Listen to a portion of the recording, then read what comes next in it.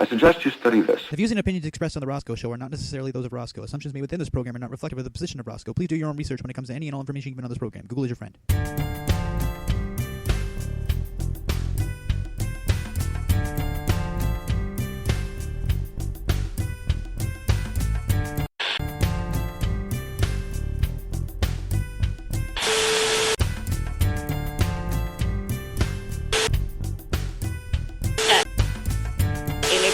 Like the psychopathic shit.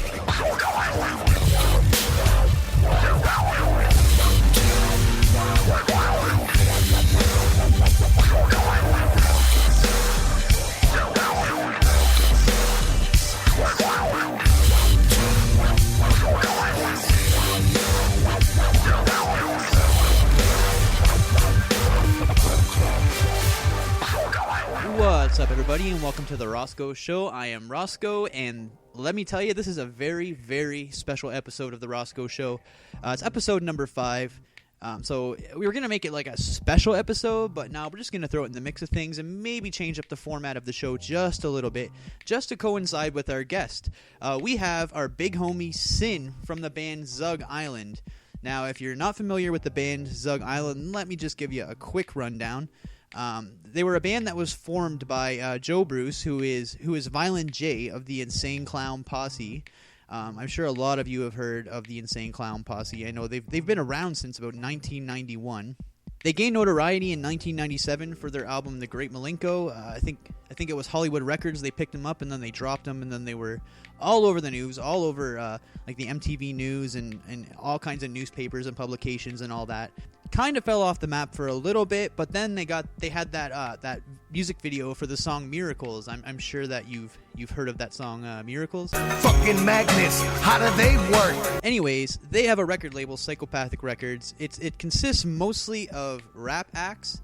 Zug Izland was the first rock and roll band signed to Psychopathic Records. Like I said, it was put together by Violent J. Producer Mike P., or Mike Peasy Weezy for Sheezy, as he was known back in the day, along with lead singer Syn, and that's who we have on the show today. And I just want to let you guys know that I've been down with Zug Izland since they arrived on the scene in 2001.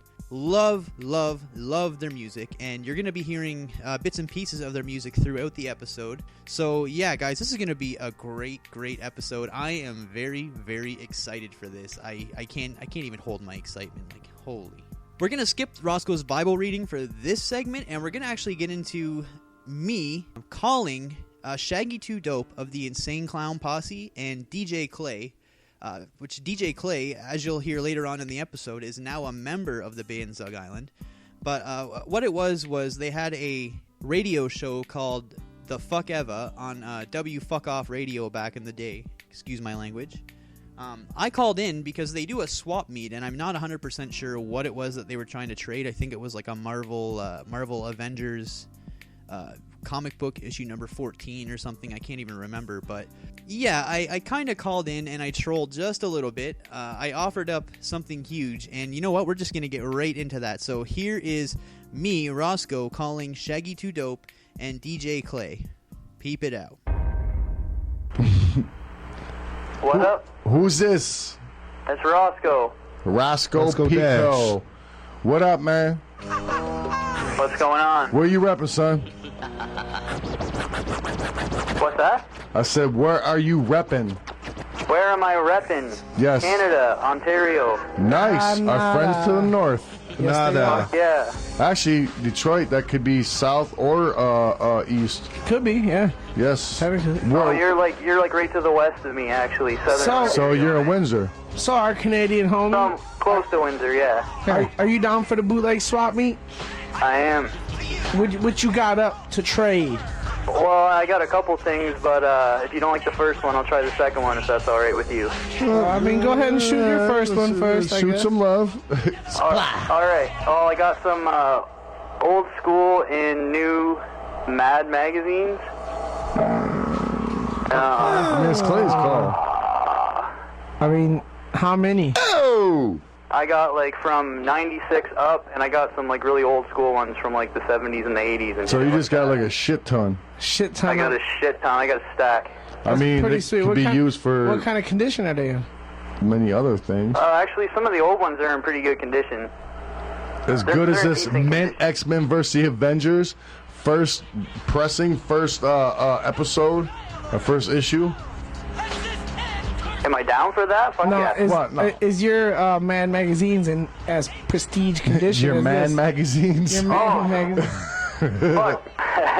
Most of them are, man. I'm not gonna lie. Maybe not in like mint condition, but there's no tears, no shit like So, that. all right, what's your backup plan? Well, real quick. Hold on. This is Clay shit. So real quick, just an estimate about how many magazines total. Oh fuck, man. Well, it's like what 12 a year, 96 up. I probably got like an additional 40. How you gonna afford to send those? That's gonna be a heavy package. right. That's like what, like 400 bones? I don't know. What is that, Chop? That's got to be a lot. I mean, Wait, 400 bones. Bones. How much is that? Bones would know. 400 of me. How much is? It probably would weigh more than you. Yeah. Right? For real. We can ship bones for cheaper. I'd say at least $100 bucks, though. to you to At least come pick them up. $100. At least $100 for Yeah, sure. yeah. I don't know what you talking about. I overnighted a fucking CD and it cost me $36. Right. That's what I'm saying. A box. Well, I don't know though. Then he's gonna charge us for shipping and handling. right. You know what I'm saying? Well, it's up to you. What was your second option? Because I think the magazines are pretty cool. Alright, well I didn't want to fucking... Alright, it's a 1976 Oldsmobile Omega, but it don't have a fucking engine. A fucking car? I can drive it down there, A man. car for a comic book? You know what? You so Like I said, man, it don't have an engine. My old man owns a So how you fucking, gonna drive it down? yeah. How you gonna drive it here if you don't have? My old man, he owns a trucking company. I can get it down there. He's got like a little wheel with with a hamster in it with a little carrot. Wait a minute. Chop. Yo, This is by far the craziest thing. Chop, pull up a picture of a what year? 1976. Nick, pull it up on the screen. A 19 what? 76 1976 Oldsmobile Omega. A 76 Oldsmobile Omega. whoa, this correct. dude wants to trade you a car. I'm taking. Where this- you been? You're sitting right here. I was reading this shit on here. Whoa. This other dude's like, I want to give Clay a pair of 10.5 pink and black All right, that's Supras. not what we're fucking with right Those are now. the shit. I don't want pink. All right, That's what I thought was Wait, funny. it's not the Twitter swap meet, all right? This No, is like no. over the phone. Some real shit. Can we pull that car up, or is Chop gonna have to do? Oh, they got it. I like that voice. We're working on it, guys. If you could hear him at home. But fuck, a fucking car? What kind of shape is this car besides the engine? Is it rust, bondo? You know what I'm saying? What color? What's the interior Am look I gonna like? have to put about 15 grand into it to get it looking nice? No. There man. it is, look. Well, you know, you gotta buy a new engine. Yo, that's That's dope. not dope. It's got a couple cigarette burns in it, but it ain't got a fucking ounce of rust on it. All right, look. Is it are- drop top or are is you, it are hard you, top? Are you looking at the screen right now? Are you watching your computer screen? Yeah, but it's lagged out, man, so I can't fucking... Does it look like that? Minus the engine. Is it that clean? Yes, that's it right there. It's that clean? It's that clean. What the fuck? Holy shit! All I'd right, say Dog, deal how if could I you was say you. no? I'm not. You Hey. fucking clearly got And the he'll win with deliver that. it. Hey, mean, that's- Hey, Clay. What? Clay, I'm not gonna give you my fucking car. Damn. Yo, you were geeky shit He's- too. Get the He was fuck like, outta I'm here. gonna drive that shit. Yo, even the thug Right. phone is like, Right, the front phone. That's I awesome. wouldn't give you my magazines, man, but no, not my car. No matter fucked you off for it, dickhead. You got it mad excited. That's dog, why you got Well, it. no, I was about to School. say that took the cake on everything that's been offered. I mean, the but big. no, it didn't because you wouldn't even plan No, on giving yeah, it we to weren't you. planning on giving it to it. Oh, dog, straight up, Fuck that it. was the dopest shit ever. That was you were the shit for that. And and yeah, go ahead and stay on the line for the books, all right? All right. Do not hang up. Yeah. You should hang up on him just for that tactic. No, I didn't hang up on him. When I go back to him, I will, though. Dog, you got schooled. Don't even front. Dog, I knew he wasn't going to send a fucking car, dog. They say he's going to drive it down here with no engine. Yeah, with no engine. Yeah, exactly. But that would have been crazy. He would have definitely won if it was for real. Come on, dog. Yeah, I'll take that.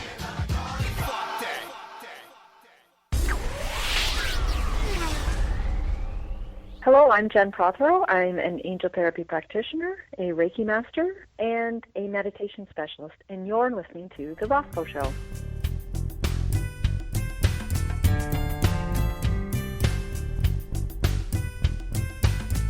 So there you have it, everybody. That was me, Rosco, calling or trolling DJ Clay on W Fuck Off Radio. And before we continue, I just want to apologize. This episode is very, very explicit, especially if you compare it to the first 4 episodes that we've done. Even though we do have the explicit tag on those episodes, this one is above and beyond. I didn't realize until going through and kind of listening to it just how explicit, how many F-bombs we actually drop in this episode. So if you have sensitive ears, I apologize about that. Sorry, Iris. One thing that I did want to mention that I forgot to mention in the beginning segment is that this episode is somewhat about Juggalo beliefs. And when I say it's about Juggalo beliefs, just really quickly, I'll explain what a Juggalo is.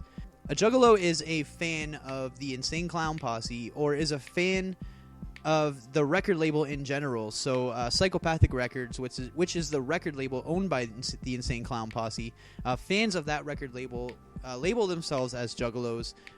They hold a festival annually called the Gathering of the Juggalos, and the fans, you can't really miss them. I mean, they usually have the Hatchet Man logo either tattooed on them or on a t-shirt. A lot of times they have face paint, different colored hair, sort of like a clowny goth kind of gimmick. I'm not really sure how you would describe it. I guess you would just describe it as being a Juggalo. So in the interview with Syn, we do speak on the Bible a little bit. He does mention that some of these stories in the Bible might just be stories, and whether they're true or not. So right now we're going to get into Pastor Jay's segment, Know the Truth, the morals of the silly stories in the Bible.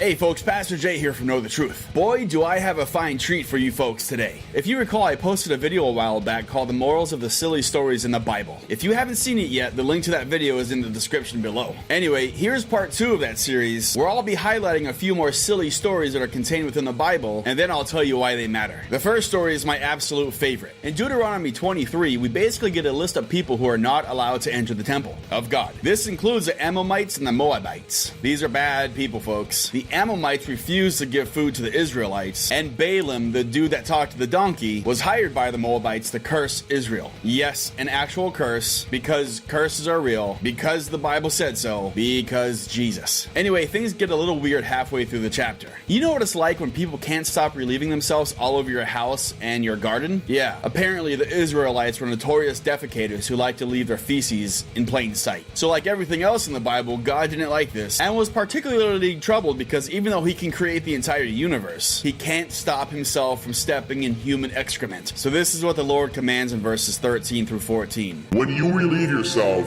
dig a hole and cover up your excrement. For the Lord, your God, moves about in your camp to protect you. The moral of the story? The moral of the story.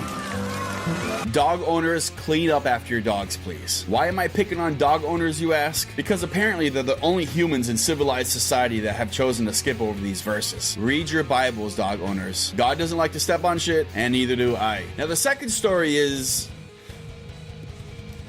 in Ezekiel 37, God and Ezekiel are walking together and they enter a valley full of dried bones. Now I must say that this is a vision, of course. No one has ever really seen the face of God. Well, one character has seen God's butt, but that's as close as you get to Yahweh. Anyway, God decides to demonstrate his incredible magic skills. So he asks Ezekiel if these bones can be made to live. Like any good Christian, Ezekiel answers with, "Oh Only you know that, Lord. So God dares Ezekiel to say a magic spell so he can raise the dead, telling the bones that they'll live, and that the breath of God will enter them. All of this ends with God saying, I will put breath in you and you will come to life. Then you will know that I am the Lord.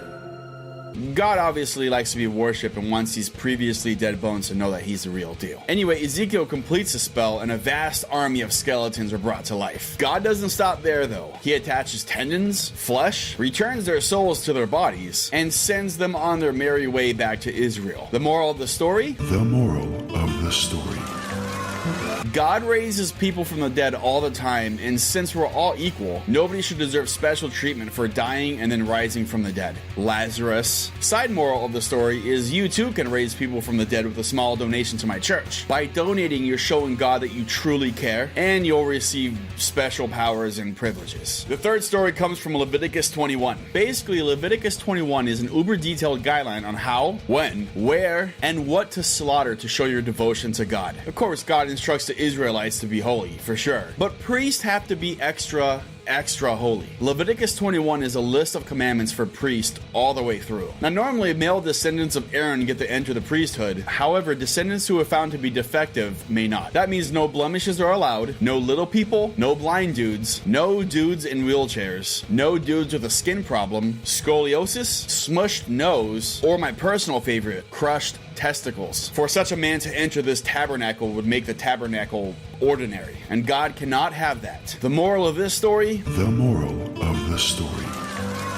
You're looking at perfection, folks. I can only do what I do, nay, I can only be ordained by God to preach to you fellas, because I'm perfect. The fourth story is another story that takes place in the blessed book of Ezekiel, chapter 4 to be exact. God gives Ezekiel specific instructions about the siege of Jerusalem. Performance art, if you allow me to say so. First, God tells Ezekiel to carve a depiction of the siege of Jerusalem onto a brick. Then he tells him to take an iron plate and put it between his own face and the picture of the city of Jerusalem that's on the brick. Next, simulating Israel's destruction and exile, Ezekiel will lie on his left side for 390 days. That's how long Israel's punishment will last in years. Then he's supposed to lie on his right side for 40 days, demonstrating Judah's 40-year punishment. After this, with his arm uncovered, he's supposed to prophesy against Jerusalem. During all this time, God tells Ezekiel that he'll be eating bread made from specific grains. God also instructs Ezekiel that he'll be cooking his bread with human feces, or as the King James Bible puts it, and thou shalt bake it with dung that cometh out of a man in their sight. Now, before you accuse God of singling Ezekiel out, the people in the siege will also be forced to eat bread cooked with human dung as well. It doesn't matter. Either way, Ezekiel throws a tantrum. He states that he's always been clean in his eating habit and that he's never eaten flesh. Basically, the guy's a vegetarian.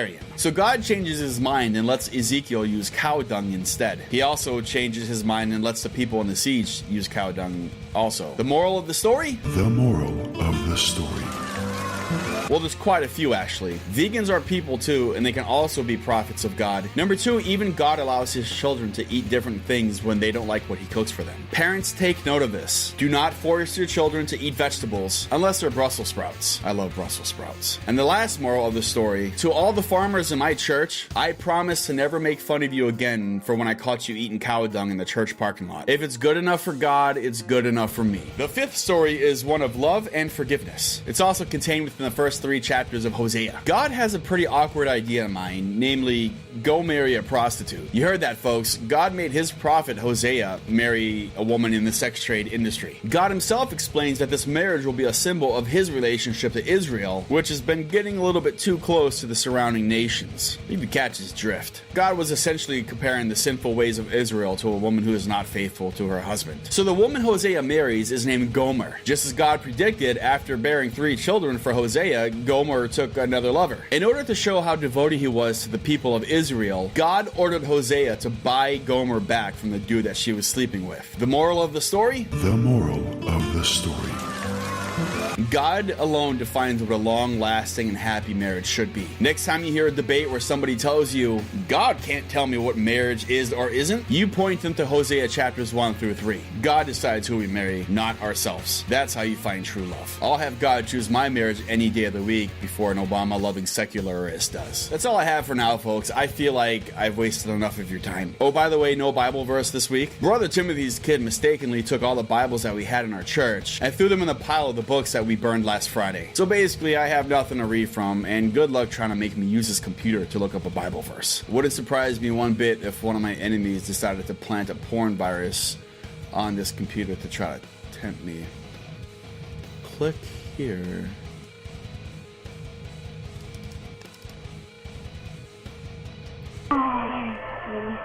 Shit, no, go. Today, building a family that honors God has never been more difficult. If we don't educate our children in the ways of the Lord, we'll be guilty of allowing our children to become morally adrift, spiritually bankrupt, and ill-prepared for the world that they will inherit.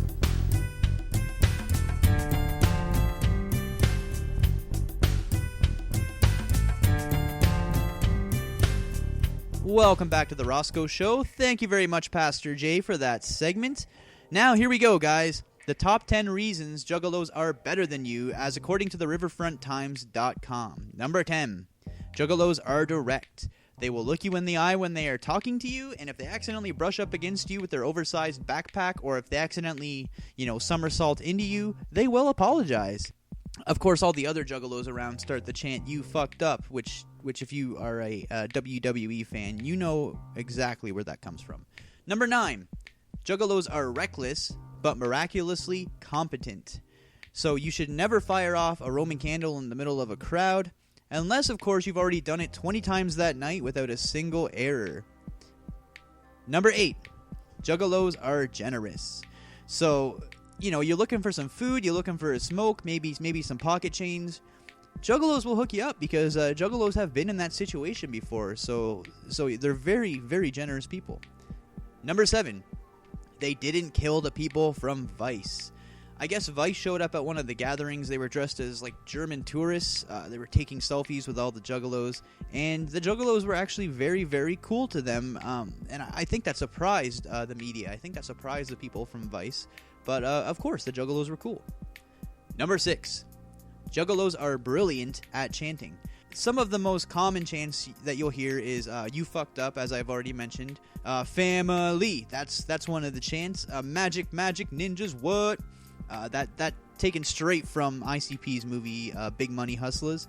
But some of the lesser known chants that you might hear if you're at a gathering or if you're at a Psychopathic Records events are "Mutilated dick," "Circumcised," "Baby dick," "Suck his dick," "Fuck Jay Leno," "Fuck Johnny Carson," "Fuck Jack Parr," "Fuck Steve Allen," "Fuck Ed Sullivan," and "Fuck her right in the pussy." Sorry, Iris. Number 5. They're peacekeepers. You ever go to a gathering and see two Juggalos fighting?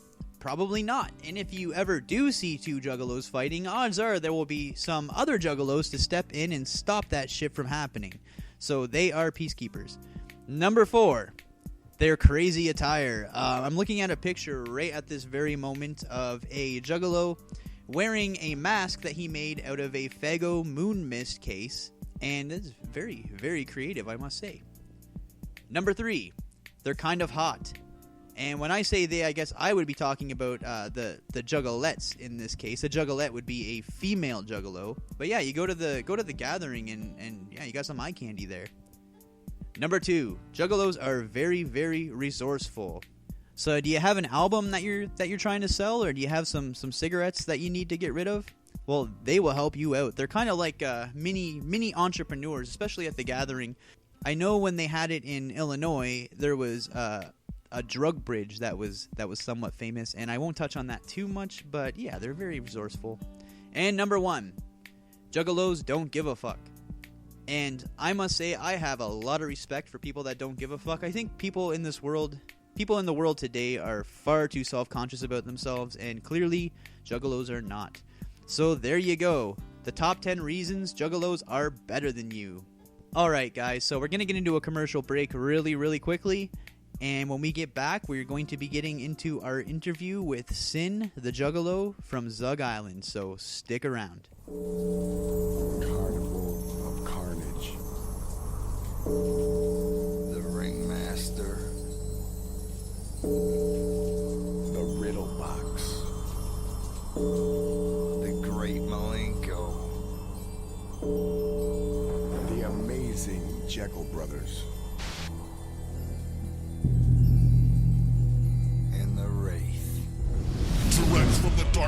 available. It's Insane Clown Posse's the first 6 box sets. All 6 Joker's cards from the first deck, together for the first time in one devastating package with special bonus flavor only available in this collection, featuring a full color booklet written by Violent J with never before seen photographs, also including the official deck of Joker's cards, a certificate of authenticity personally signed by Insane Clown Posse, and available nowhere else. The brand new ICP album House of Wax, the legendary recordings that changed the world. It's Insane Clown Posse's The First 6, available now at hatchetgear.com.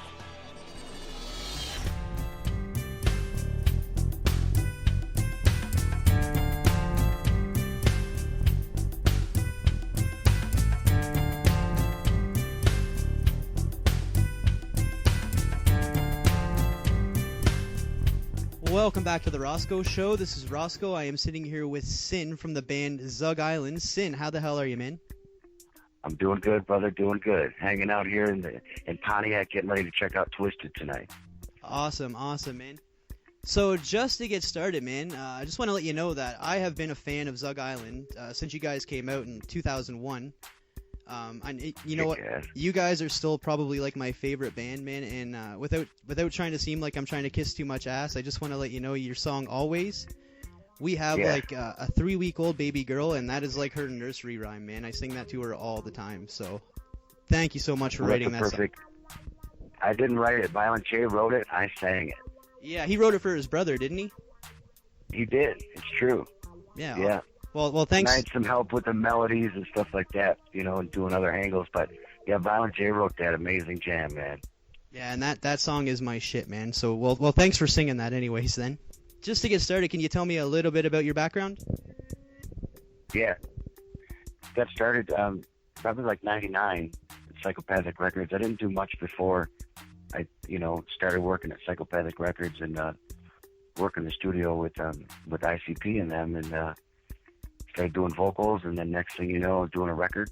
And in 2000, we released like 8 tracks on the internet, and then we moved on from there, And I wrote 333. I wrote that entire record, and then Promised Land, which is going to come out. It did get leaked, and it's out there somewhere, but we're going to release it. That's coming out here soon, probably around the gathering time. Awesome, and that is going to be released on Psychopathic Records? We're not sure. I believe so, yeah. Okay, awesome. Yeah. And 333 is my jam too, man. And to be honest with you, the Greatest Hits album that you guys put out, the Toxicology album, digging those new songs, man. I need more. But right. It was a lot of Cracked Tiles songs on that album. Was it the band that decided to put those together, or was it the record label that kind of put that album together? It was the record label they put together. We went in the studio and did 3 new jams, and then they wanted to release like a greatest hits kind of thing. And Cracked Tiles isn't out there anymore. You can't really, think so. They just wanted to re-release that portion of it, I believe, and do a different mix on it. But yeah, it was all chosen by the label. Okay, well, I think they made a big mistake in not putting everything and Taken on that, but. I love that. Hey man, Taken's an awesome jam, isn't it? Yeah, man. Well, that whole album is awesome, but yeah, Taken and Everything, those are my 2 jams from that album, that's for sure. That's the shit, because I love them tracks too, man. That's cool. Awesome. So, Syn, just getting into Juggaloism a little bit. When did you know that you were a Juggalo, or when was it that you became a Juggalo? You're a Juggalo, and you're just, if you're that guy that tries to do something that's over the top, it's hard to describe, really, I mean, probably, well, I don't know. If you're a Juggalo, if you're down with people that are with the same, things that are with you, and it just so happens I got labeled Juggalos, via being big fans of ICP, and then they became their own, separate entity. But in the Juggalo family, I probably got down in '99, right, when I got involved, But I knew of ICP before that, like Bizarre, stuff like that, and I loved that record. And I always digged them. I just never knew them, But, you become a Juggalo when you start hanging out with other people and you see the love and you just become that. It's kind of just a label, just like they have on the fans for Slipknot, they're called maggots. And then, you know, Mariah Carey's got fucking butterflies. You know what I mean? It's just kind of, you know, it's just kind of a label, a name that was labeled on, you know, to the fans of ICP. And then, you know, and then, of course, ultimately throughout, you know, Psychopathic with, you know, everybody else on the label there too, you know, of course, Twisted and Blaze, everyone, you know, ABK, you keep naming them down, you know. Yeah, have you ever met anybody that they never heard of a Juggalo, but you thought to yourself, man, this guy would fit perfectly in with the Juggalo family? Of course, yeah, for sure. And that's usually the cat that's down to do anything, you know, into wrestling, into doing extreme things, into like horrorcore or into like horror movies, stuff like that. And that's kind of his thing, you know what I mean? He definitely fit in the Juggalo world. If they go to one gathering, if, you know, it'll change your mind on anything you ever thought about Juggalos or the Juggalo family because of the fact that, you know, everybody's just all together. It's so cool. So the big thing that I really wanted to talk about was the Dark Carnival mythology. Yeah. I know you're just on the label, but on your album, like especially Cracked Tiles, you make a lot of references to like Shangri-La. So just in a nutshell, can you quickly explain to me what the Dark Carnival is to you? You broke up, bro. I couldn't hear you, man. I'm sorry. Say it again. I'm just saying that in a nutshell, can you explain to me what the Dark Carnival is or what the Dark Carnival means to you? The Dark Carnival to me is the lyrics or the feelings from within that come out in a song. And, you know, a lot of times you don't, you know, you second guess things, but just go with your instinct, which is the Dark Carnival, the carnival within, you know, your inner person or a lyric that you would write, you know. Like Cracked Tiles is that way, you know. Think about Fire, the lyric Fire, hot milk and melted popsicles, let's start up the show.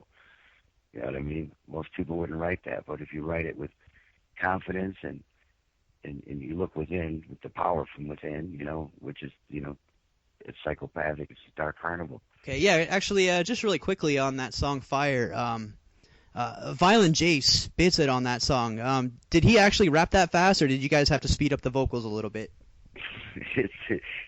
I can't reveal the studio tricks, man. All right. You know, you can't reveal trickery, man. Okay. It's exactly what you'd think of it is. I hear you. Okay.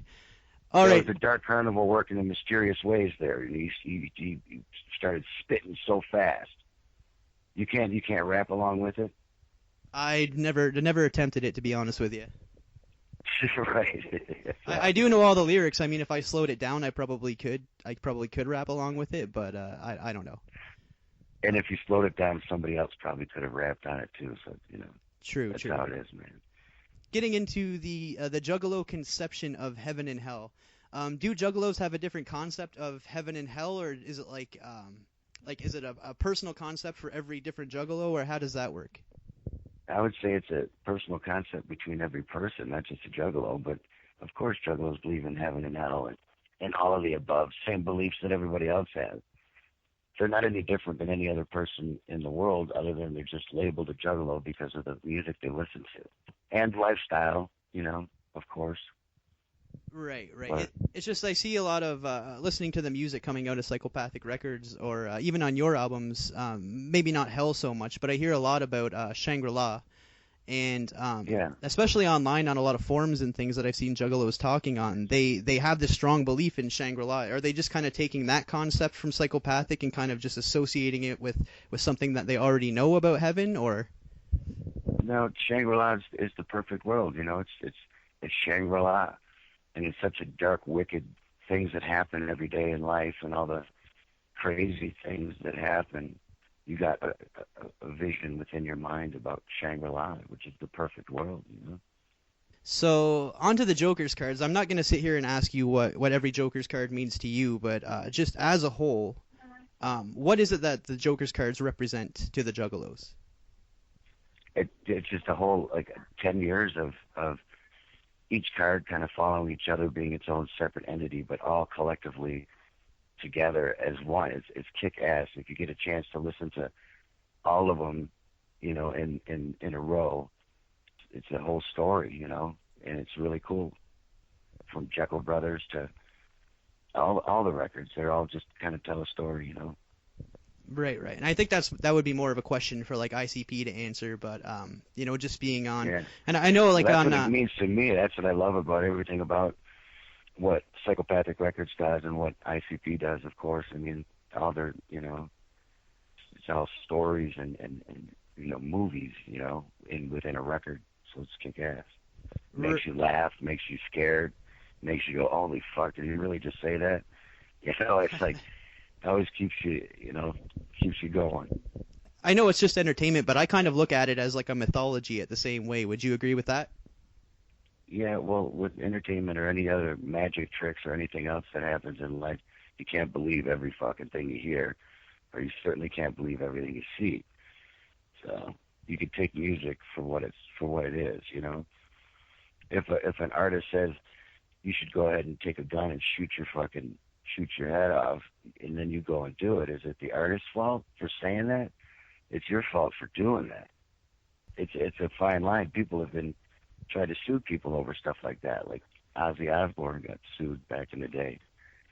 And do you ever see any juggalos taking that too far? Like maybe they get to a point where it almost seems like they're worshiping this idea, or they're just taking it way too far, almost like cult-like almost. Sometimes, yeah, for sure. I mean, you see anybody who's, you know, teenager or 21, fueled up, you know, they always take it too far. But that's part of being youth, you know. Be careful, don't get hurt, and don't hurt nobody else, you know. But sometimes shit happens, you know. Yeah, that can go along with any type of music too, right? Or any type of entertainment. You take a fan that's into boxing, and they go to a boxing match, and then when they get out in the parking lot, they start fighting in the parking lot because they're all fired up from the boxing or UFC fighting, you know what I mean? Right. Fucking juice heads, you know, beating each other up, you know, because they're fueled up from the fight. Right. So when it does come to this, like the Dark Carnival mythology, like in 2002, ICP kind of revealed that the Dark Carnival is God. Maybe not everybody would take it that way, but have you ever heard of any juggalos that have like labeled like their God as the Dark Carnival and not taking it from any other religion or any other ideology? Yeah. Well, what I get from it, from the race, is that, you know, the reality is that it's God. It's from within. The Dark Carnival is within. It's your God. It's who you believe in. Whatever religion you may be, it's not, you know, the Dark Carnival isn't a religion. Certainly not a cult.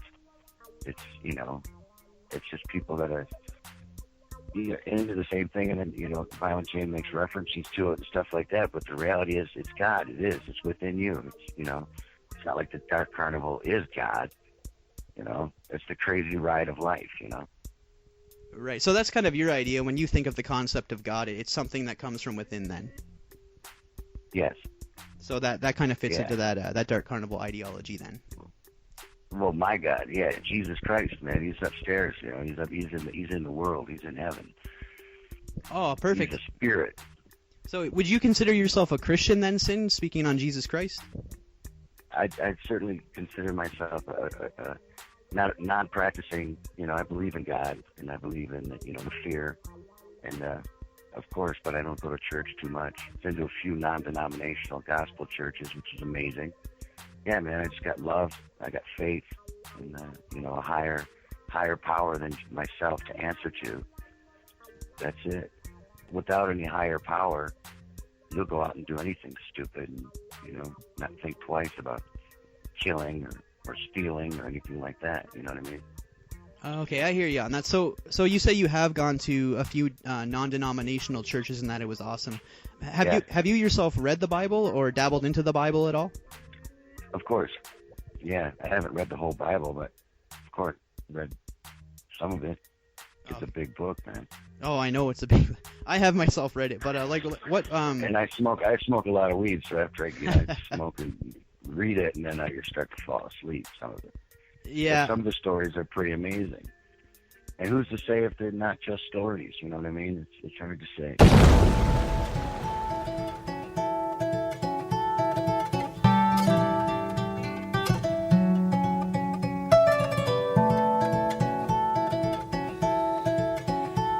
My wishes I hope to do for you Because all that you do, it's like magic. You're amazing me, a diamond for free. You're as real as can be, and to keep you, give up everything I own. The mic and my life, just don't leave me alone. You're my partner. I want you to see, no matter how bad things in life can be, you've always got me.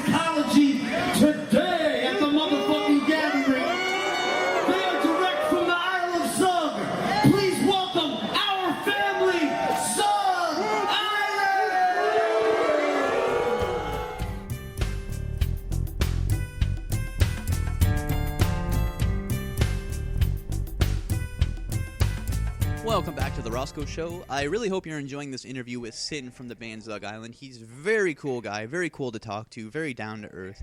And to be honest with you, I was a tiny bit nervous doing the interview, but I think it turned out pretty darn good. That was the first half you just heard. The second half is coming closer to the end of the episode.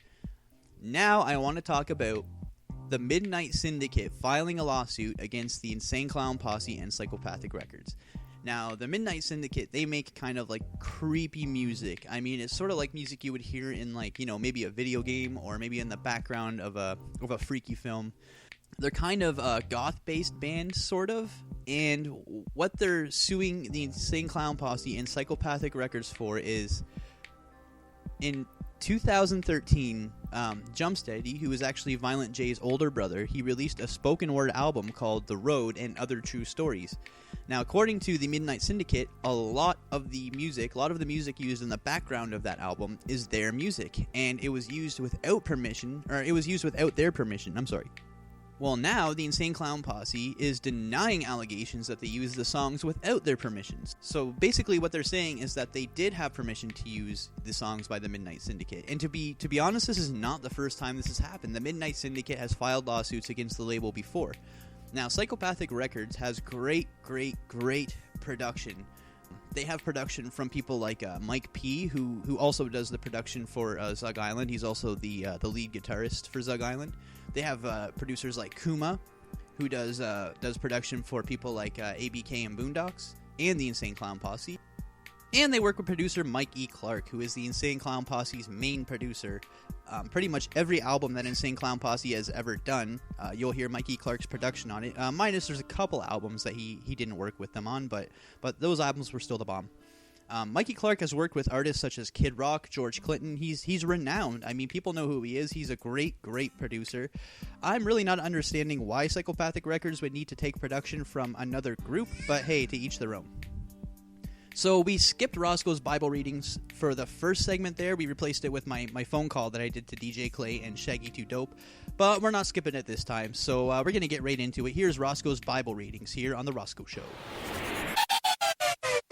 God spoke to Noah and his sons. He said, "Be fruitful and increase in number. Every creature of the earth will fear you, yet will be yours to eat as food. Just as I gave you plants to eat, I now give you meat. But do not eat meat with its lifeblood still in it. I will demand an account for every animal and every man. Whoever sheds the blood of man, by man shall his blood be shed, for I have made man in my image. I now establish my covenant with you and your descendants after you, and every living creature that was with you on the ark, and every living creature on earth. I establish my covenant with you. Never again will I destroy all life on earth with the waters of a flood. I am using my rainbow in the clouds as the sign of the covenant I am making between me and the earth. Whenever a rainbow appears in the clouds, I will remember my covenant I have made with you and all living creatures. This is the sign of the covenant I have established, and it is everlasting." Hey, what up? This is Syn from Zug Izland, and you're listening to The Rosco Show. Whoop, whoop.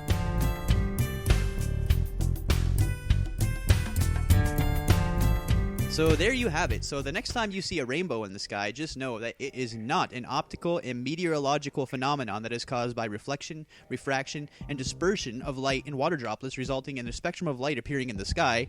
It's put there so that God can remember his covenant that he made with Noah, the humans, and all the creatures of the earth. Interesting. I don't have much to say for this portion of the show, guys, so let's just jump into Spidey Steph segment, Rosco Show.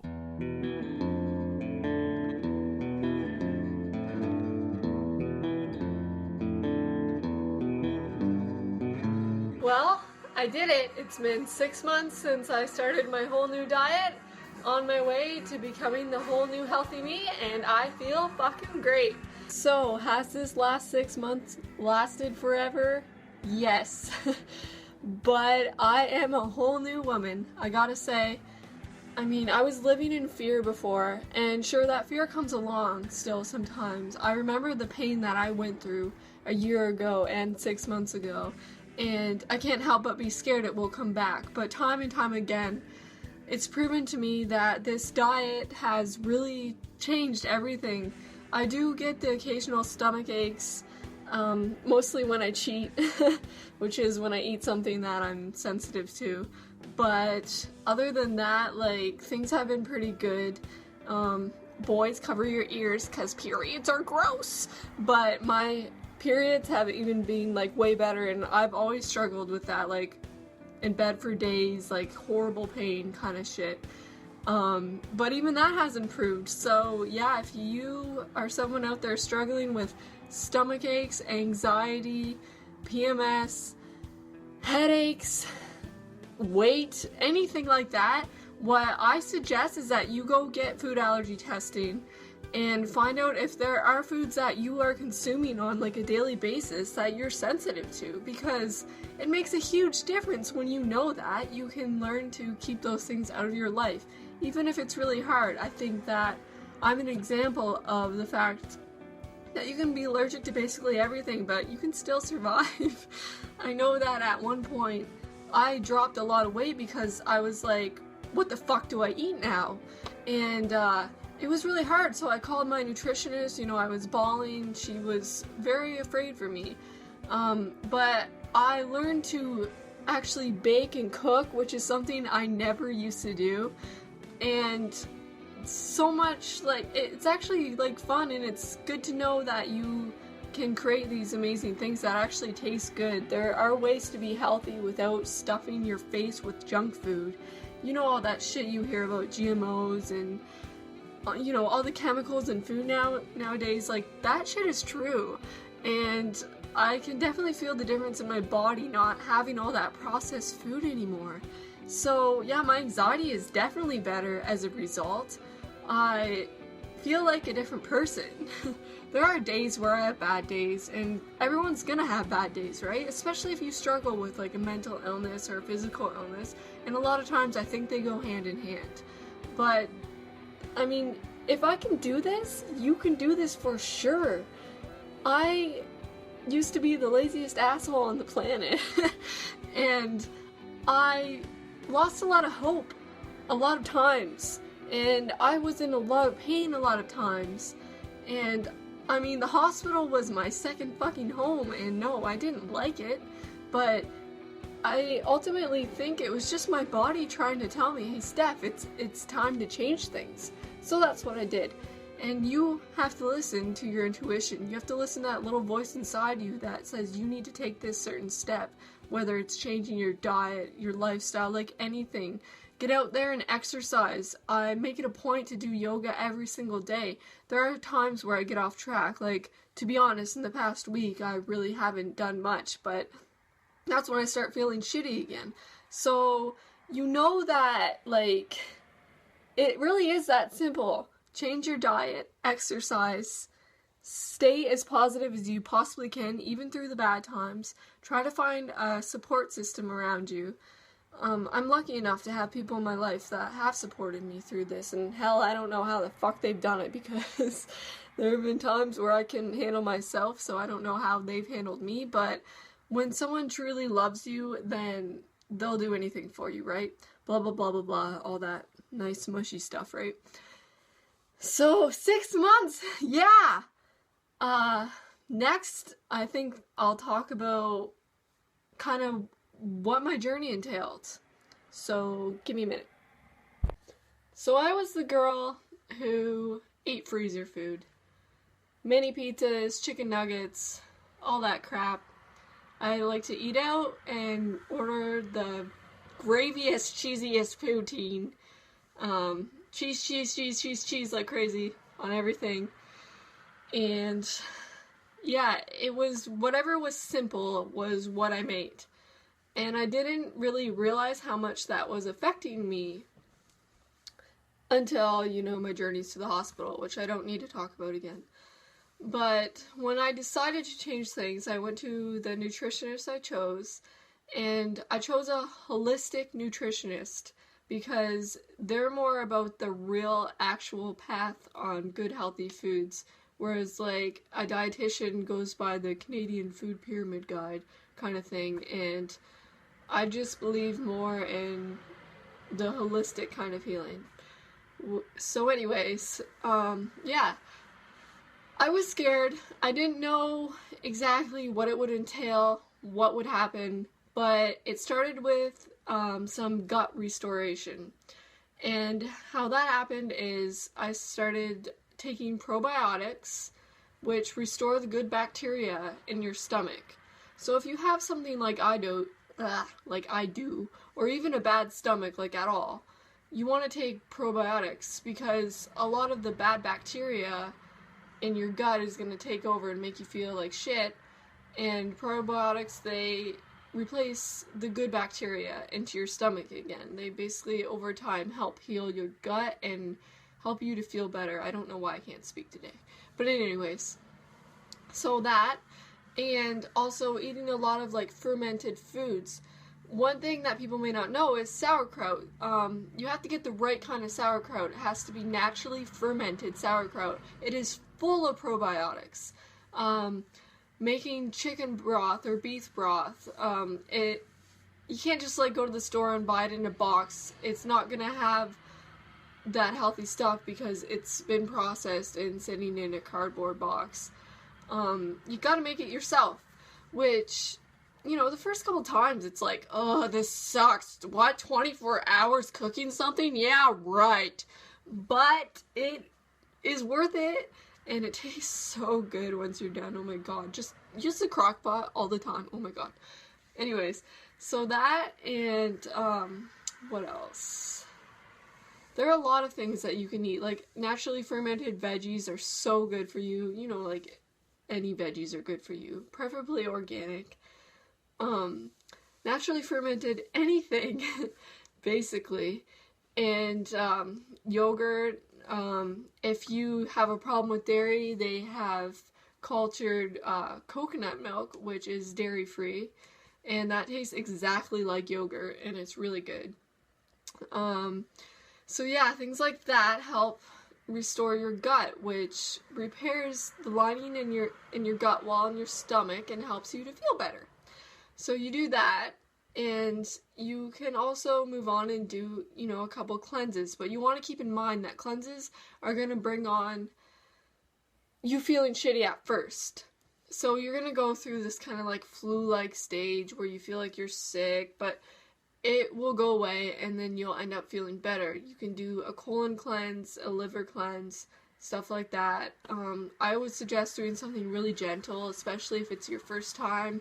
What I did for my liver cleanse was I took a supplement, what's it called now? Milk thistle. There we go. God, my brain. Okay, you think my brain fog would be better, but anyways, so I took milk thistle, and I ate vegetarian for 2 weeks, which I struggled with. I really missed meat, but now, like, I like to eat vegetarian some nights. Just happens. So yeah, I took milk thistle, a little tincture 3 times a day, ate vegetarian for 2 weeks, included certain foods and took certain foods out, and then the next 2 weeks I ate a heavy protein diet with lots of meat. And so it was basically a month of that, and that kind of cleaned up my system, helped balance out my hormones and the way my liver processes everything I put into my body. So that and food combining. Food combining is important if you don't want to feel bloated or like heavy or shitty after you eat, basically. You do not combine proteins and carbs. So don't eat meat and potatoes. You know, don't eat chips and meat. I don't know. I can't think of things right now. But, because when you combine protein and carbs, what that does is it creates bloating in your stomach initially. And so if you have a problem with that, it'd be a good idea to think about. So if you want to eat something like rice or pasta, go vegetarian for the night. Have rice and veggies or pasta and veggies. If you want to eat meat and veggies. That's basically what I eat every night is meat and veggies. But some days, like I said, I do like to go vegetarian. And I do find it's a little bit easier on my stomach when I go vegetarian. But, you know, I like to eat meat, so guilty. But, so yeah, food combining is another thing. Also, big thing, look at the sugar amount on the back of the things you eat. There is so much sugar and a lot of stuff, and it is horrible. Just horrible. So try to purchase things with the least amount of sugar possible, or at least natural sugar, like cane sugar, coconut sugar, something like that. If you learn to make your own things, then you don't even have to worry about that stuff, because you decide how much sugar goes and everything, right? But if you are buying things, like I know everyone doesn't have the time to always be baking and cooking, so if you're buying things, one thing that you should really pay attention to is the sugar amount in what you're eating, and also the sodium. Natural salt, which is like pink Himalayan salt or sea salt, is so much better for you. The other salt, like table salt, is stripped down and chemicals are added, and it's not even good for you. But Himalayan salt and sea salt, those are actually things your body likes. So if you're like craving salt, it's because your body needs it. So what I would suggest is you go and buy the actual healthy salt, and it won't turn ugly on you or do bad for you. Yeah, so sugar and salt. I know that sugar causes like a lot of problems for a lot of people, and you don't even realize it. Try lowering your sugar intake, or just, you know, using natural sugars. Like, there's natural sugar found in like fruit and stuff like that. Like, you know, that's normal. But the processed refined sugar, kick that out and see how much of a difference it makes. It's huge. I know if I eat something sugar filled now with the processed refined sugar, I feel like shit, like, for a couple days. So I'm glad to have that out of my life. Also, make sure you always read the ingredients on the back of things. There's so many added things like F, D, and C color yellow and like all weird things like that. Like, try to avoid things that you don't understand. If you don't understand a certain ingredient, look it up, find out what it is. It's important what you put into your body because it determines your life, basically. So yeah, that like sums up my 6 months really quickly. There was a lot more put into it, but I don't want to like talk forever. This is already a long video. So next step I have before going off my medication, actually, I have to get some scopes done, which I am so nervous about. But it's just to make sure that I don't have Crohn's, because it does run in my family, and even though things have improved over the last 6 months, they want to make sure that, you know, it's not something really serious like Crohn's. So I have to get a colonoscopy and I forget what it's called, the scope down your mouth as well, to make sure I don't have celiac. I'm pretty sure I don't have celiac, but you know, 100% want to make sure. So that's coming up in a month, and I'm nervous for it. I'm more nervous for like the results, because I really don't want to find out I have something like Crohn's, and I know it's something that's really hard to deal with. And I guess, well, if I have it, I'm already dealing with it, essentially, right?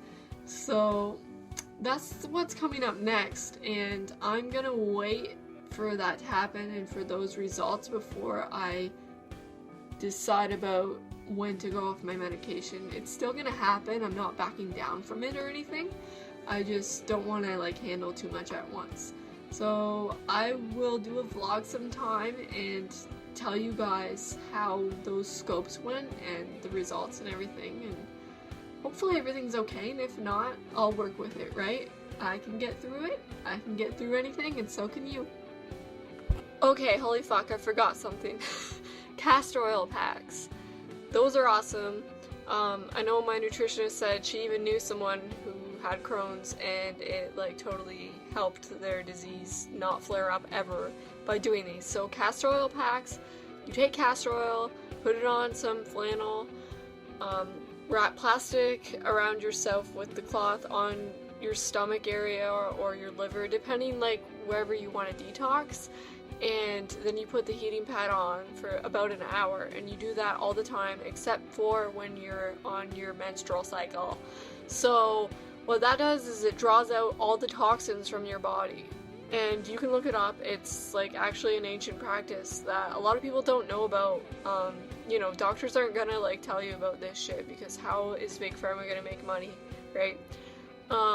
So that and Epsom salt baths, that also draws out a lot of chemicals, helps you relax. There's so many good things about those two things, and I suggest you Google them if you're interested at all, because they help. Yeah.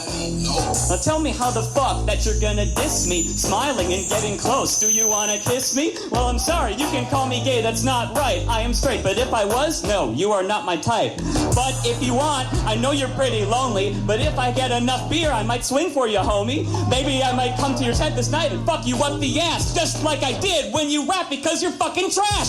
Suffering succotash, I'm back, no one can match me on the microphone. Your mother has a nasty snatch. I've been up in it, that shit is so big, yo. His brother's pussy has its own fucking zip code. What the fuck is happening? I am back to rap again. Fucker, you might have a motherfucking accident. Spit with the flows and it's so sick. You and rap are just like your clothes. You don't fit.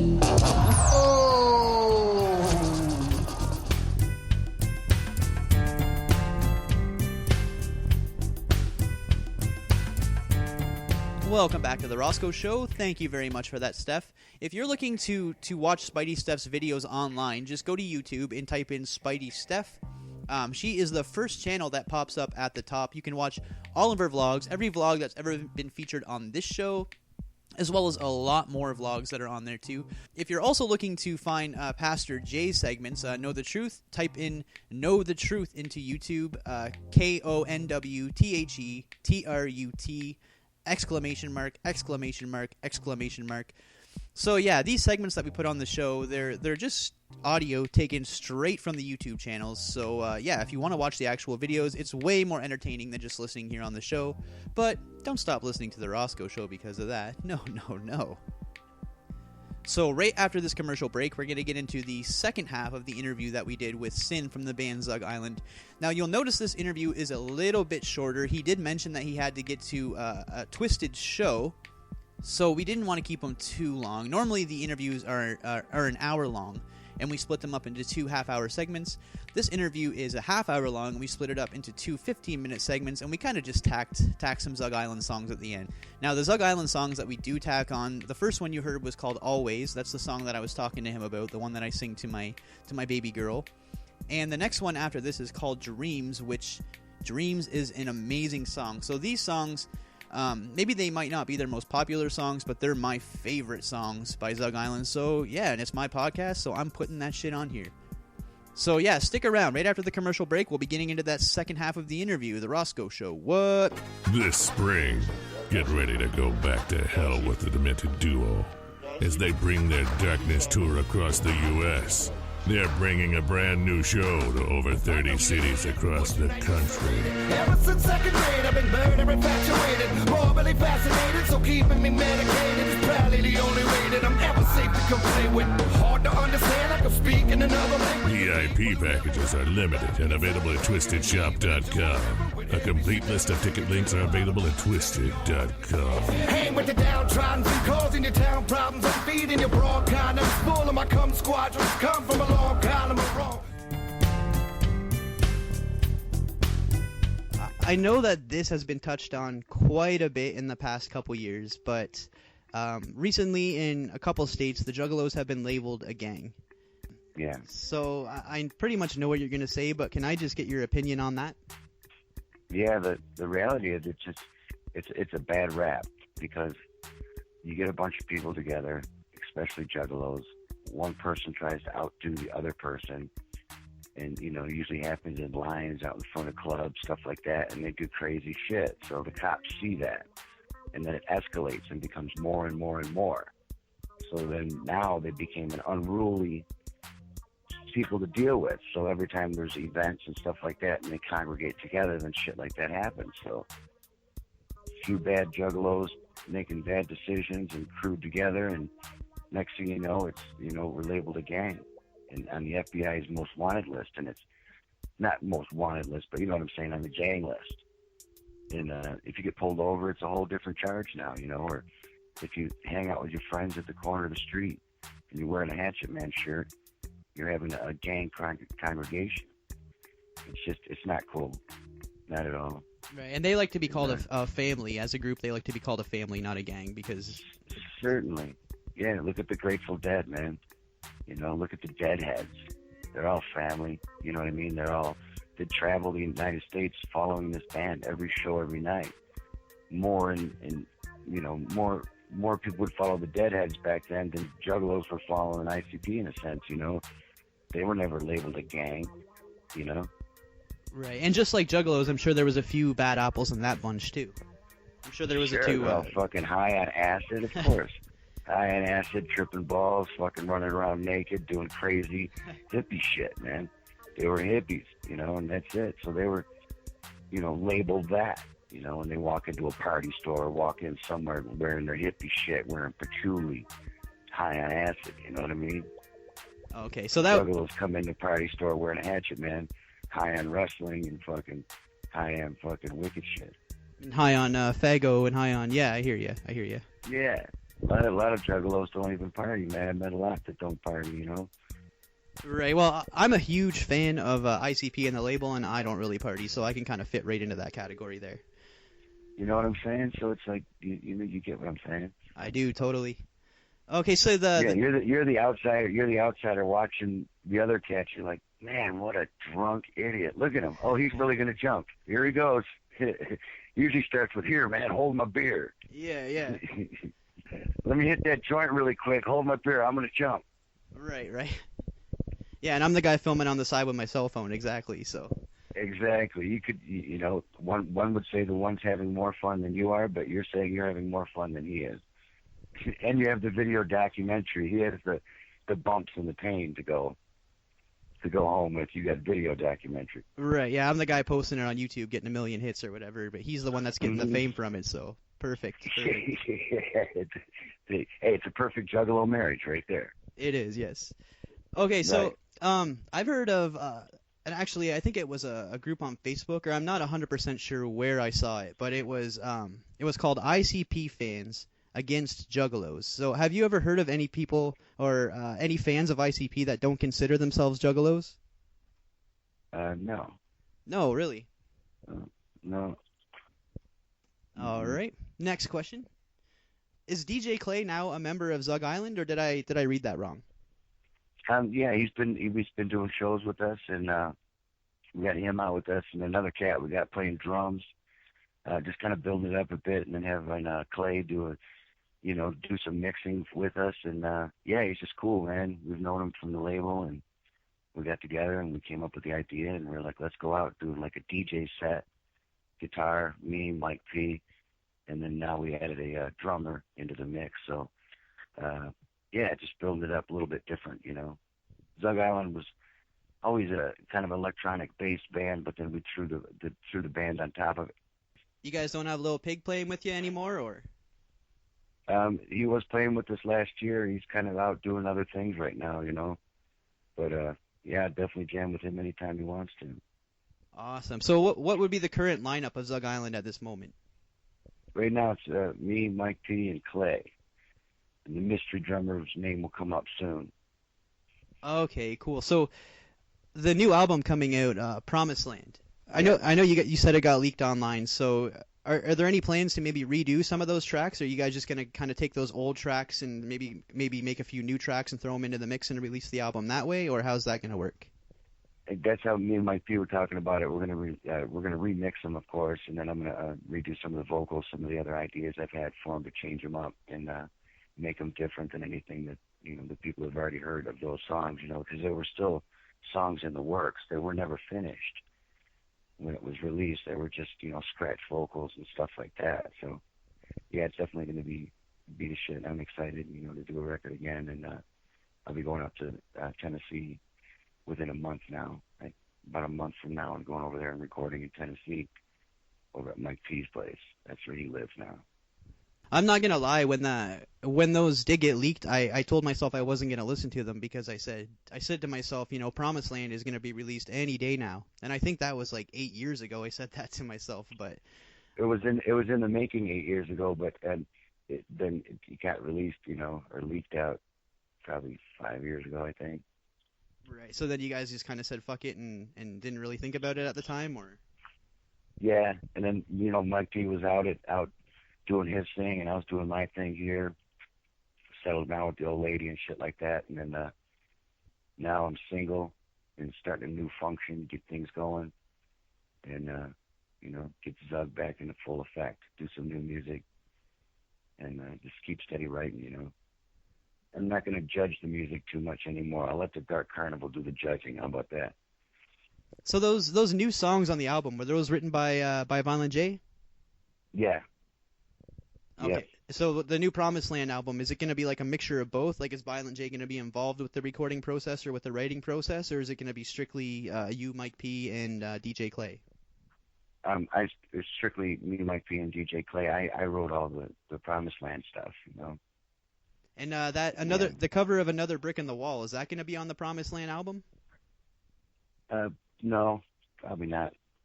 No, that's just kind of like a fun track that you guys did? Yeah, we had the UK Juggalos were down, and they came down for Hollow Wicked, and we got them all in the studio and did it like that. So It was a lot of fun. It was cool. I don't know. Yeah, we should throw it on there just to have it on there, right? Yeah, well, no, More I don't is better know. than less. More is better than less.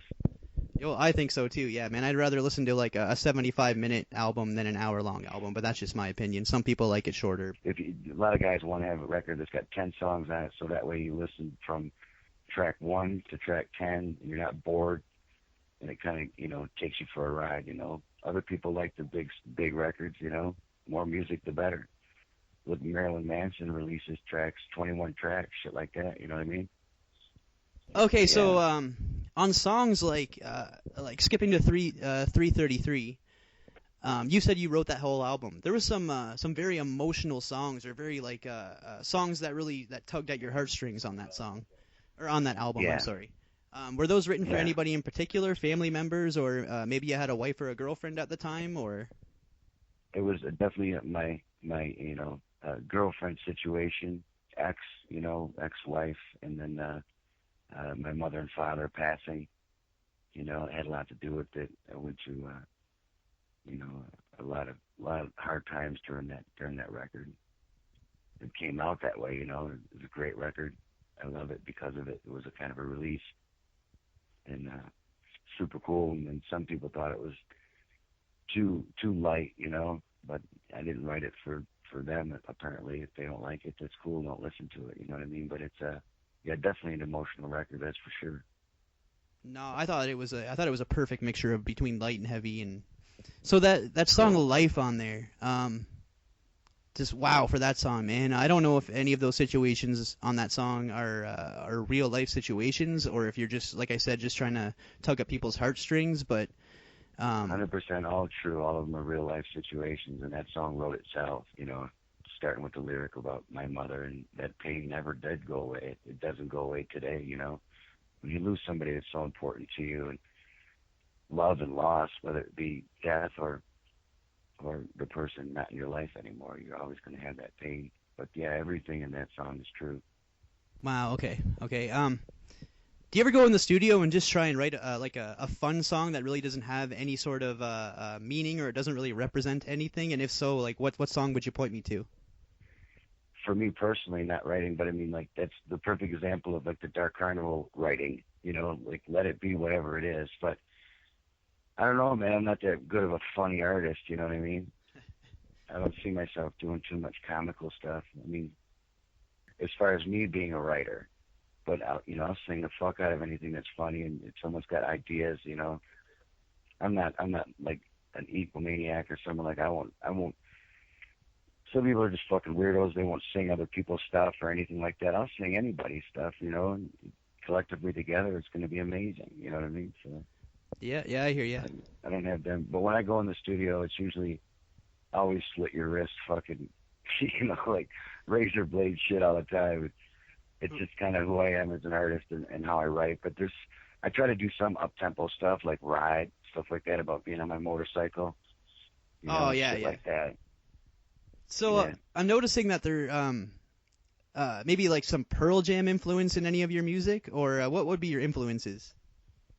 Definitely Pearl Jam. Yeah, I love Pearl Jam big time, and also Alice in Chains, all that era of music through the 90s, you know what I mean? I loved it all. Yeah, have you ever had anybody compare you to Ozzy? Because I know a couple of my friends that I've showed your music to. I can't even think of what song it was now, but they asked me if it was Ozzy. Probably Saved because of the high pitch and Saved by Love. Yeah, that's probably it. Yeah. And I can cover Ozzy real good, man. I can do War Pigs. I can do some Ozzy. We did Black Sabbath, Zug Island on our Halloween party, and me and Joey V, when it was that lineup, we were Black Sabbath. Zug Island was Black Sabbath, and we did a whole set with doing all Sabbath songs.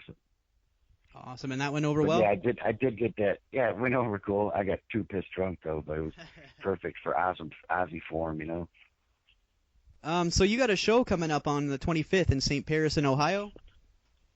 Yep. That's Syn Unplugged with with Joey V. What's that? The Rock the Farm Festival? Yeah, Rock the Farm Festival, and yeah, it's Joey V. That's my homeboy, and we do an acoustic thing together here and there. And he jammed in Zug in like 2007 or I think it was. Awesome. Yeah, we've done tours together and stuff. It's going to be dope, man. It's a good time. I love doing acoustic because it's just me, vocals, guitar, and like, that's it. You know, nothing to hide behind. Awesome. So what can people expect from that? I mean, a lot of old, a lot of new, and some cover songs, or? Yeah, we're definitely going to do some Pearl Jam. Going to do some Stone Temple Pilots. Going to do some Neil Diamond, but most people know it from Urge Overkill. You'll be a woman soon. You know that jam from Pulp Fiction. Oh yeah, you guys do that song? Wow. Fuck yeah, I kill it, man. I love that jam. I didn't know that Neil Diamond wrote it, but he wrote it in like 1968. Wow, man, I would love to hear Kinda that, weird. man. I can't really, no offense, I can't really picture Syn singing that song, but I'm sure that You'll will be the see, bomb. bro. Well, hopefully someone videos it and you can check it out. Yeah, man, that would be the shit. There'll be that ninja like you sitting sober, sitting off in the corner with your video. Yeah, exactly. So on the 333 album, I noticed that you guys had like a lot of different artists on that album. Maybe just doing like backing instruments or backing vocals and things like that. Specifically, You guys had a few artists on there playing the violin. Do you guys have to go out and find those artists, or were they already familiar with you, or how did that come about? They're already familiar with us, the violin part, and Mike P knew that girl, and Vinny from Sponge came and sat in.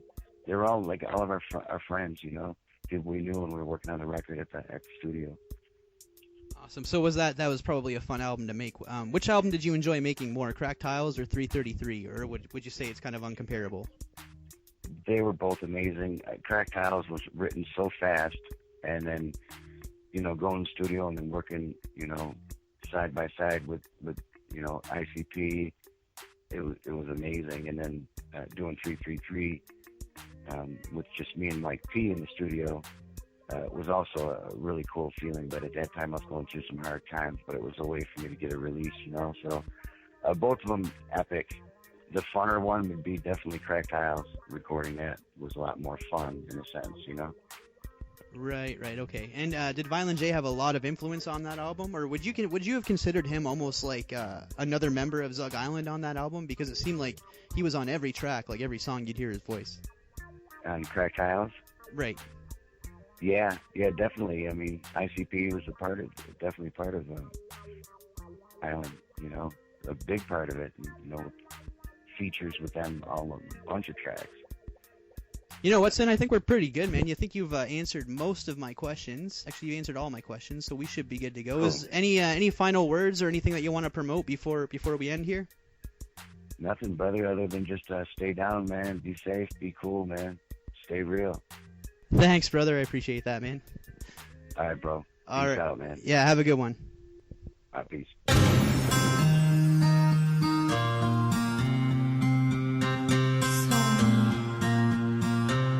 Tutto è possibile,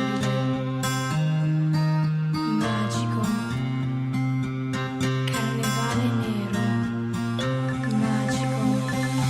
Are you climbing up a slippery pole, falling deep in a hole?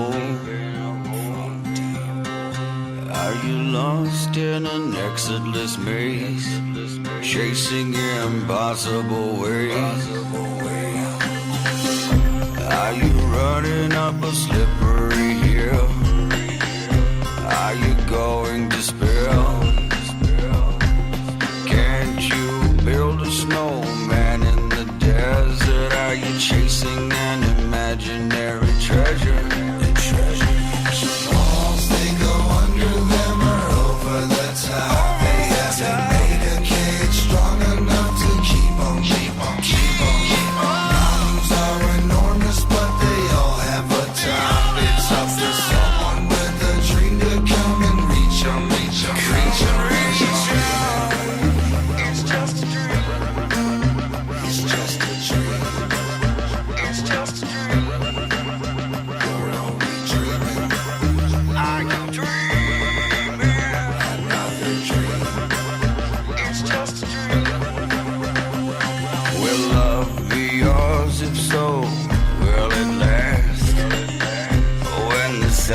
hours pass when you're alone and staring up at the moon. Here's it staring at you. Your lucky dime you didn't mean to spend. Will you ever see it again? Walls they go under them or over the top. They haven't made a cage strong enough to keep on. Problems are enormous, but they all have a top. It's up to someone with a dream to come and reach 'em. It's just a dream. It's just a dream. It's just a dream. You're only dreaming. I'm dreaming. Another dream. It's just a dream. I sogni sono la sola cosa che tutti gli umani hanno in comune. Ti è stata data l'opportunità di sognare per un motivo.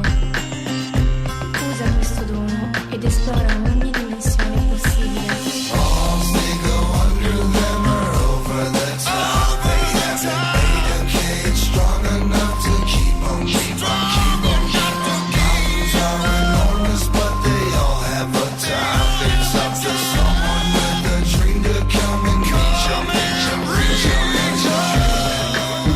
It's just come and reach 'em. It's just a dream. Only a dream. It's just a dream. It's just a dream. And then you go in your head and you would scream. Hold back your dream. Yeah. Oh, holding back your dreams. Yeah. Oh, always dreaming. I'm never always dreaming.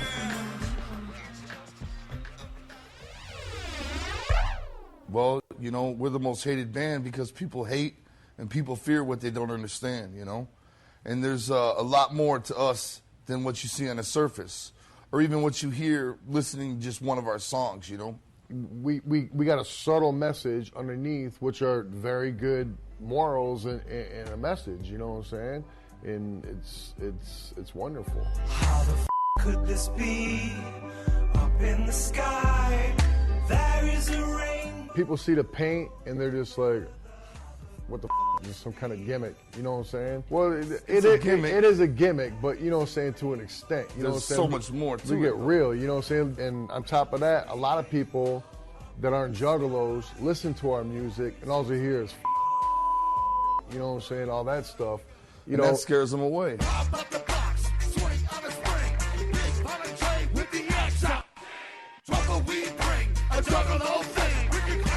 Let me tell you something about juggalos. They're human beings, man.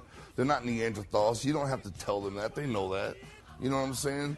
They know that not to go out and murder somebody because of our music. You know, they're human beings, man. people from the outside look in and they judge and they're just like, you know, juggalos are just a bunch of hooligans and like second-class citizens, and it scares them.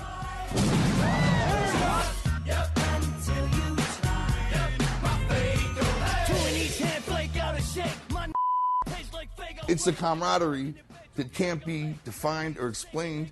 The FBI had to label it a gang because they didn't know how to with it. We don't sell drugs. We don't claim neighborhoods. We don't make gang moves. Right. There's no organization. don't But they know didn't know how to drugs. with it. They don't know what to say about it. So they have to say, well, it must be something bad. It's got to be a gang, you know? So when we get together and we're with juggalos, the feeling is so energetic and awesome that it's just the only word to describe it is family. Right. That's why they chant it. They chant family when they're in line before the door is even open. Best thing about being a juggalo is my family. Family! Family! Family! Family!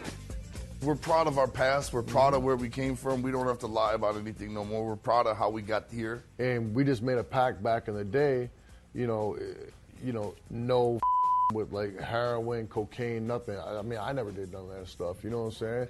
And to this day, we still do that. We made those pacts to stay away from that when we were kids, man, and we stuck to it. You know what I mean? It never even became an issue. But a lot of people are like, you know, after a show, oh, you guys don't party like that? We're like, nah, we're kind of, you know what I'm saying? We do our thing. You know, we don't need all that. This life is tricky, mean and strange. You can only... His kids are at the age where he can sit down and chop it up with his kids and tell them exactly. And I tell them all the time, I can't wait, you know. So I can sit in a car and say, let me tell you about life, you know. Right. Let me tell you why. You let me tell you why you need to wear a Sorry, condom. You know. Let me tell you why, you know, you don't need to pick on that kid, you know, at school. Let me tell you why you called somebody a racial slur. Don't ride. I will stick my foot all the way to my hip into your. You know what I'm saying? So these are the things I'm looking forward to teaching my children. You know what I mean? Right. And with me, you know what I'm saying, I've been on them, at least my sons, since they've been like, you know, 7 years old, about sex ed, you know what I'm saying, drugs, all that stuff. You know what I'm saying? Because I used to be full-blown, ridiculous, drinking 2 fists plus a day alcoholic. You know what I'm saying? And you know, I was telling my son Isaac this the other day, I was just like, you know, I know how bad I used to be, you know, and I ain't drank in more than a few years, you know.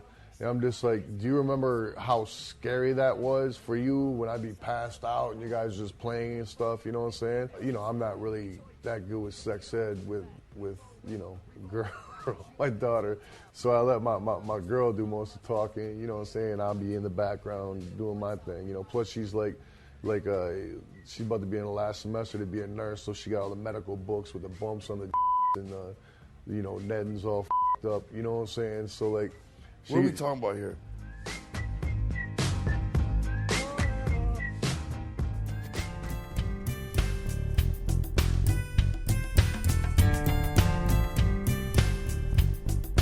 So there you have it, everybody. So I hope that you have a better understanding of what a Juggalo is, or what the Juggalo beliefs represent, or maybe what the Dark Carnival is. That was just Syn's opinion on what the Dark Carnival is. If I was to interview somebody else on the label, they might have different opinions on what the Dark Carnival or what Juggalo beliefs are, but that's coming from Syn, and Syn himself, he is a Juggalo, so his opinions matter just as much as the next person, just as much as the next Juggalo that I might talk to.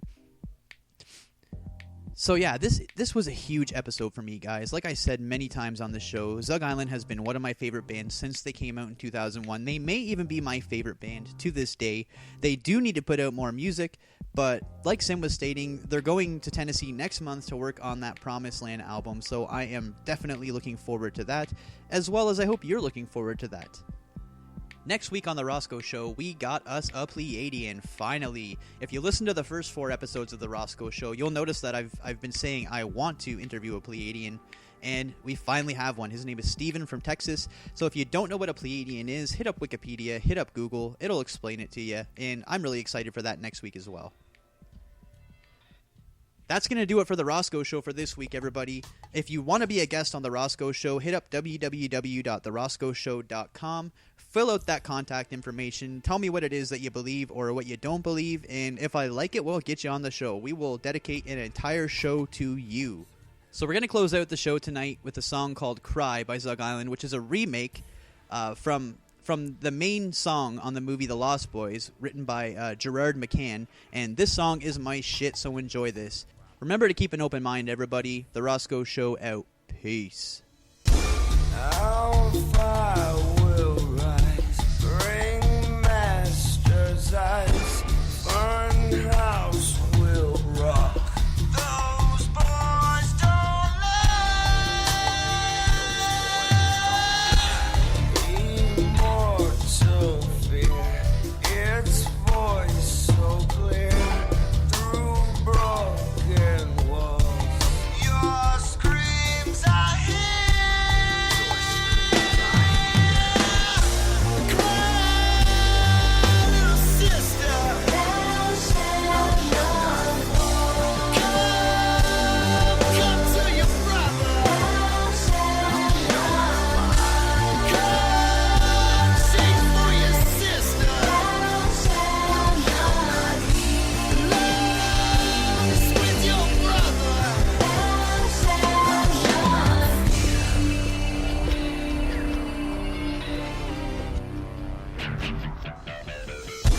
Clown masquerade, rich boys look on. When will they learn this loneliness? Temptations, malingo's work deep in your soul. You cannot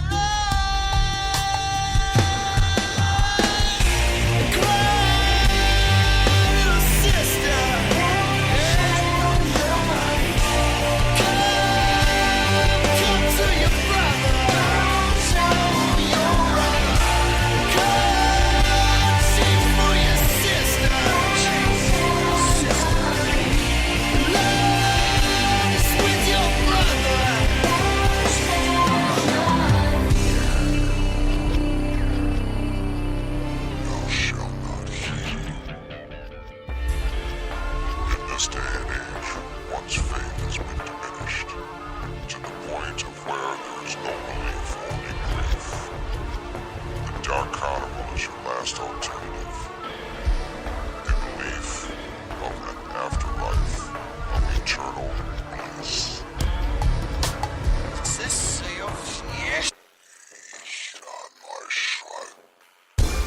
Our Shangri-La, you can't forget, always so close. Come to us now. Come to us now for the very next step is the afterlife. Join us in Shangri-La. Cry, little sister.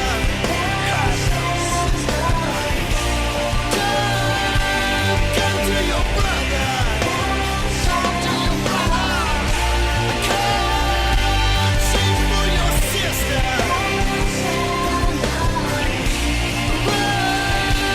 Run to your brother. Run to your mother.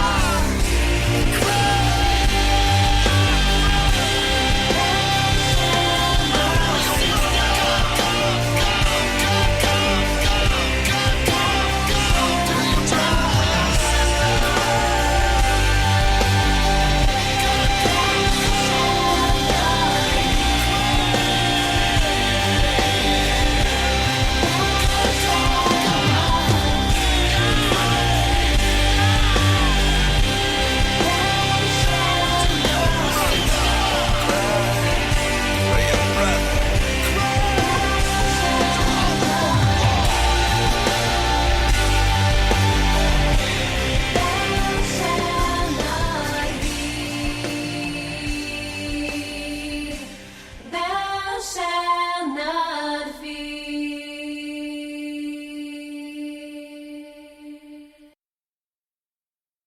So what up, man? Syn from Zug Island. Hey, how the hell are you, man? Real good, brother. What's happening? Not a lot, man. I appreciate you coming on and doing this interview with me. I'm getting ready to go check out Twisted up at the Crowfoot. Okay, so we got to make this quick then? It's all cool, bro. All right. So did you check out the website at all or check out any past interviews that I've done? I have not. Okay. So just really quickly. I'm sorry, bro. Oh, no. Unless you want me to check them out and then give you a call back. No, that's cool, man. So basically, I just want to let you know my podcast is kind of about talking to different people of different beliefs from different backgrounds. Yes. So I was just wanted to get like a Juggalo perspective. So I wanted to have like a Juggalo theme show, if you know what I'm saying. I do, and I did read some of the questions, so I know what you're going to ask. So. Are you cool with the questions? Do you have any problems with them? Any Of that you course. don't want to answer? No, it's all good.